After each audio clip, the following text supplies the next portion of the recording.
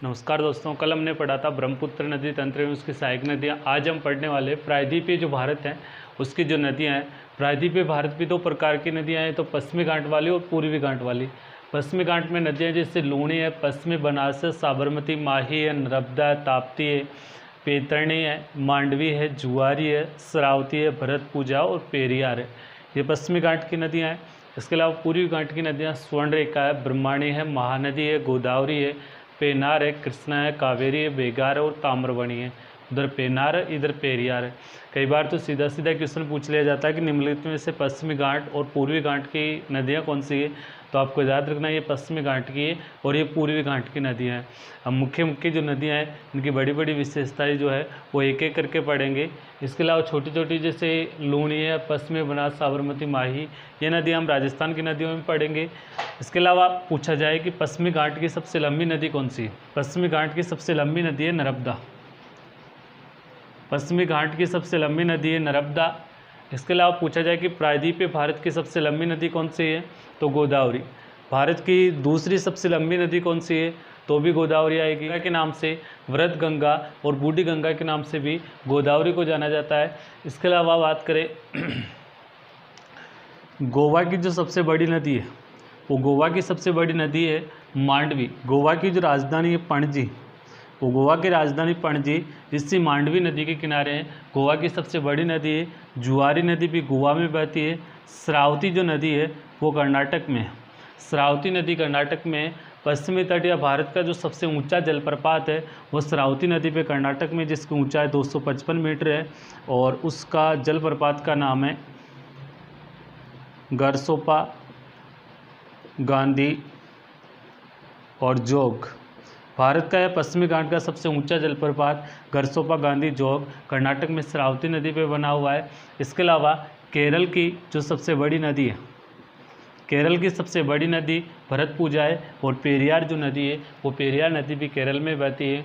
नर्मदा और ताप्ती गुजरात में बहती हुई खंबात की खाड़ी में गिर जाती है। इस देख ले, पश्चिमी घाट की सबसे लंबी नदी है नर्मदा। प्रायद्वीपीय भारत की सबसे लंबी नदी गोदावरी। विश्व का जो सबसे ऊंचा जलप्रपात है, विश्व का सबसे ऊंचा जलप्रपात एंजिला है जो वेनेजुएला में है। विश्व का सबसे ऊंचा जलप्रपात एंजिला है जो वेनेजुएला में कैरो नदी पर है। कैरो नदी पर विश्व। नर्मदा की एक सहायक नदी है तवा, याद रखना। नर्मदा की एक सहायक नदी है तवा। नर्मदा जो है वो नर्मदा एक राज्य है भारत का, मध्य प्रदेश। इसकी एक पहाड़ियाँ अमरकंटक, और अमरकंटक की पहाड़ियाँ एमपी से जो नदी निकलती है उस अमरकंटक की पहाड़ियाँ मध्य प्रदेश से जो नदी निकलती है उस नदी का नाम है नर्मदा। और नर्मदा का जो पर्वत क्षेत्र है मध्य प्रदेश, महाराष्ट्र और गुजरात, भारत के 3 राज्यों में बहती है, मध्य प्रदेश, महाराष्ट्र और गुजरात। और गुजरात में बहते हुए भड़ोज के पास, भड़ोज गुजरात में पड़ता है और भड़ोज गुजरात के पास में यही नर्मदा खंबात की खाड़ी में गिर जाती है। गुजरात और जबलपुर, जबलपुर जो एमपी में है, गुजरात का भड़ोज और एमपी का जो जबलपुर शहर है वो जबलपुर शहर नर्मदा नदी के किनारे है। जबलपुर जो मध्य प्रदेश है इसमें नर्मदा नदी पर एक जलप्रपात है, धुआंधार जलप्रपात। धुआंधार जो जलप्रपात है जबलपुर एमपी में नर्मदा नदी के किनारे है। इसका नाम इसलिए धुआंधार रखा गया, कभी जिसको देखने पे ऐसा लगता है बहुत ही ऊंचाई से पानी गिरता है, इसलिए देखने पर ऐसा लग रहा है पानी का धुआं उठ रहा हो, इसलिए इसको धुआंधार कहते हैं। भारतीय खरपतवार जो अनुसंधान केंद्र है वो भी जबलपुर में है। नर्मदा नदी पर धुआंधार जलप्रपात भी जबलपुर में बना हुआ है। भड़ोज जो शहर गुजरात में पड़ता है, इसके पास से बहते हुए खंबात की खाड़ी में गिर जाती है। इसका पर्वत क्षेत्र भारत के 3 राज्यों में मध्य प्रदेश, महाराष्ट्र और गुजरात में। और भड़ोज से याद एक एक्स्ट्रा क्वेश्चन भी ध्यान रखना, एक गुज्जर प्रतिहार शासक था जिसका नाम था नागभट्ट प्रथम। गुज्जर प्रतिहार शासक नागभट्ट प्रथम ने यहाँ का भड़ोज का एक शासक था, अरब शासक था जुनेदी। भड़ोज का एक शासक था, अरब शासक जुनेदी। और इस गुर्जर प्रतिहार शासक नागभट्ट प्रथम ने बड़ौच पर आक्रमण करके अरब शासक जुनैदी को हटाकर यहाँ का जो शासक बनाया था एक चाहमान शासक था। चाहमान, जिनको आगे चलकर हम चौहान कहते हैं, चाहमान शासक था मृतव्रत। और चाहमान शासक मृतव्रत को इस नागभट्ट प्रथम ने जुनैदी को हटाकर मृतव्रत को बड़ौच का शासक बनाया था। और गुर्जर प्रतिहार से याद आया, ये गुर्जर प्रतिहार अपनी आम बोलीचाली में विशेष रूप से कहते हैं कि गुर्जर मेरी जाति हिंदू मेरा धर्म, गुर्जर मेरी जाति हिंदू मेरा धर्म, सामने कोई बोल दे किसकी है औकात, सामने कोई बोल दे किसकी है औकात, यार को यारी और दुश्मन को नाग। ये नाग जैसे जहरीले थे, इसलिए इनका अधिकतर नाम नागभट्ट प्रथम के नाम से, सेकंड के नाम से, थर्ड के नाम से मिलता है। वर्तमान के जो गुर्जर है ये सुनकर खुश नहीं हुए, क्योंकि ये जो गुर्जर प्रतिहार है ये राजपूत थे। वर्तमान के जो गुर्जर है वो गुर्जर अलग हैं। गुजरात में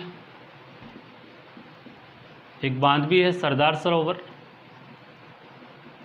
और सरदार सरोवर जो बांध है, सरदार सरोवर बांध से एक नहर निकाली गई है जिसका नाम है नर्मदा नहर। नर्मदा नहर से राजस्थान के 2 जिलों में सिंचाई होती है, जालौर और बाड़मेर में। राजस्थान की एकमात्र सिंचाई परियोजना है जिसमें सिंचाई केवल फव्वारों से होती है। राज्य की एकमात्र सिंचाई परियोजना नर्मदा नहर परियोजना जिसमें सिंचाई केवल फव्वारों से होती है। राजस्थान में जालौर और बाड़मेर में सिंचाई होती है। 2 पहाड़ों के बीच से गुजरती है। एक पहाड़ का नाम है जैसे सतपुड़ा और विंध्याचल। विंध्याचल और सतपुड़ा की पहाड़ियों के बीच से जो गुजरने वाली नदी वो नर्मदा है। अमरकंटक की पहाड़ियाँ मध्य प्रदेश से निकलकर महाराष्ट्र गुजरात में बहते हुए भड़ोच के पास में खंबात की खाड़ी में गिर जाती है। जबलपुर एमपी में धुआंधार जलप्रपात नर्मदा नदी पे बना हुआ है। इसके अलावा भड़ोच शहर का गुर्जर प्रतिहार शासक था नागभट्ट प्रथम, जो जुनैदी को हराकर अधिकार किया था। नर्मदा नहर पर गुजरात में सरदार सरोवर बांध बनाया गया जिससे नर्मदा नहर निकाली गई है। नर्मदा नहर राजस्थान के जालौर और बाड़मेर को सिंचित करती है।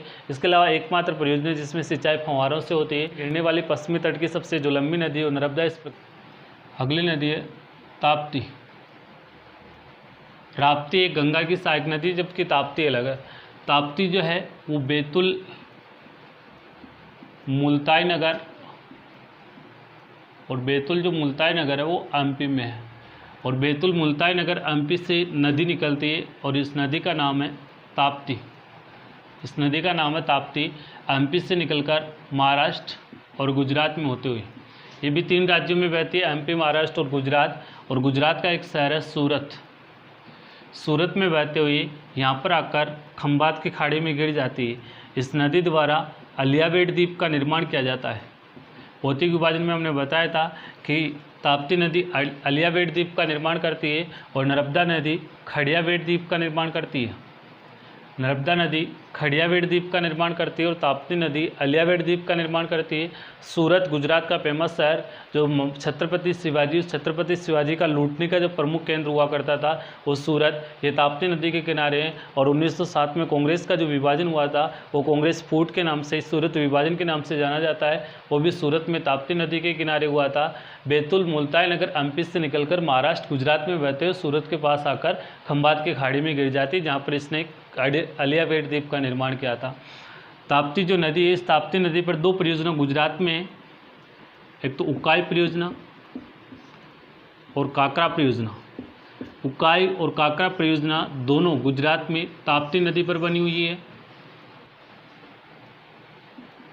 अगली नदी है गोदावरी। गोदावरी को वृद्ध गंगा, बूढ़ी गंगा और दक्षिण की गंगा भी कहते हैं। दक्षिण की गंगा, बूढ़ी गंगा, वृद्ध गंगा, गोदावरी को कहते हैं। इसकी जो लंबाई है वो 1465 किलोमीटर है। गोदावरी की लंबाई 1465 किलोमीटर है। प्रायद्वीप में भारत की सबसे लंबी नदी, भारत की दूसरी सबसे लंबी नदी गोदावरी है। गोदावरी जो उद्गम होता है, एक चोटी है कतुसुबाई, और कतुसुबाई जो चोटी है वो नासिक में है और नासिक महाराष्ट्र में है। कतुसुबाई चोटी नासिक महाराष्ट्र से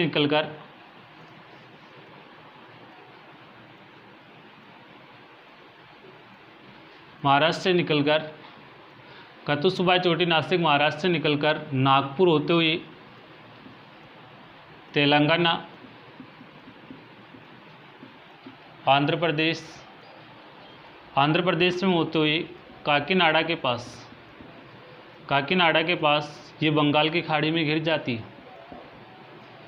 काकीनाडा के पास से काकीनाडा की भी एक खाड़ी है। काकीनाडा की खाड़ी बंगाल की खाड़ी का भाग है। काकीनाडा के पास में बंगाल की खाड़ी में गिर जाती है। 3 राज्यों में प्रवाह होता है, महाराष्ट्र, तेलंगाना और आंध्र प्रदेश में। इससे गोदावरी नदी को कृष्णा नदी के द्वारा, गोदावरी और कृष्णा नदी को एक लिंक द्वारा जोड़ा गया है और उस लिंक का नाम है इंदिरा लिंक। गोदावरी और कृष्णा नदियों को एक लिंक के माध्यम से जोड़ा गया है जिसका नाम है इंदिरा लिंक, जिसको पॉल वरम लिंक भी कहते हैं। पॉल वरम लिंक के नाम से भी जाना जाता है इंदिरा लिंक, जो कृष्णा और गोदावरी नदियों को जोड़ता है। इसके अलावा गोदावरी नदी की जो सहायक नदियाँ जैसे परवरा, मंजरा, सबरी और इंद्रावती, और इंद्रावती ये गोदावरी की सहायक नदियाँ हैं। नागपुर, नासिक और राजमुंद्री, ये राजमुंद्री आंध्र प्रदेश में है। ये राजमुंद्री आंध्र प्रदेश का शहर इससे गोदावरी नदी के किनारे है और राजमुंद्री आंध्र प्रदेश में भारत का तंबाकू अनुसंधान केंद्र है। इसके अलावा यहाँ से एक राजा था MBT, मोहम्मद बिन तुगलक। इस मोहम्मद बिन तुगलक का राजमुंद्री एक अभिलेख मिला है।